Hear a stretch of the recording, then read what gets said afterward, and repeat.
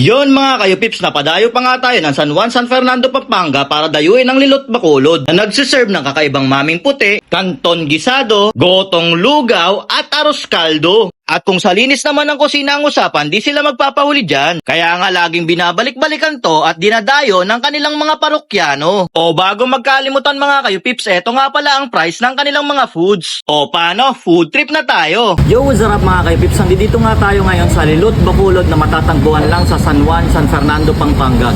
At meron pala sila dito pinagmamalaking chicken mami na nagkakahalaga lang ng 90 pesos at ang kanilang goto na nagkakahalaga lang ng 85 pesos. So ano pang hinihintay nyo mga kayo pips? Samahan nyo ako at titikman natin yan. At ito na nga mga kayo pips, titikman na natin yung kanilang chicken mami.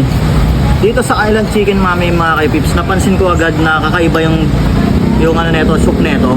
Kulay puti siya, hindi katulad ng mga mami natin sa Manila na yung parang medyo brown siya. Tapos yung iba kasi doon medyo yung clear lang siya. Ito kulay puti, para siyang gatas. Parang sopas. Tikman natin. Yung soup. Sa soup niya mga kayo pips, hindi nga siya nanalayo sa lasa ng sopa siya, pero masarap, creamy. Pero ando doon pa rin yung lasa ng chicken mami. Tapos sa mga gulay niya naman, tignan natin kung crunchy ba siya o ano na, yung malambot na.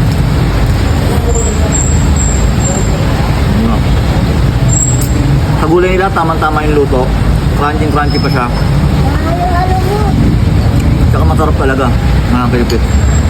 At syempre mga kayupips, no, hindi natin papalagpasin na hindi matitikman tong kanilang goto. Yung goto nila dito, sa laman, ayun, no, nakikita mo yung laman loob.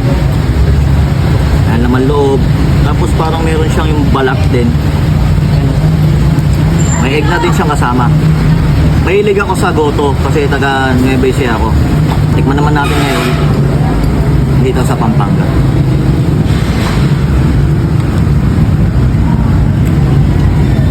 Malinam na mga kaibigs. Ang sarap. Lasang-lasa mo yung luya, yung sa bawang, lasang-lasa mo yung mga ano niya, bawang, luya. Saka yung aroma ng laman loob. Ang sarap.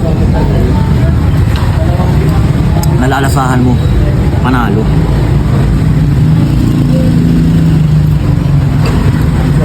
Sa alat naman, tama na siya. Hindi siya maalat, hindi basta nasa ano siya, tamang timpla. Hindi siya maalat. Manalo. At yun na nga mga kaipips, no? Pag napadayo kayo dito sa San Juan, San Fernando, Pampanga, huwag nyo kakalimutan na pumunta dito sa Lilot Bacolod. Solid ang foods nila dito. Promise, hindi ka magsisisi.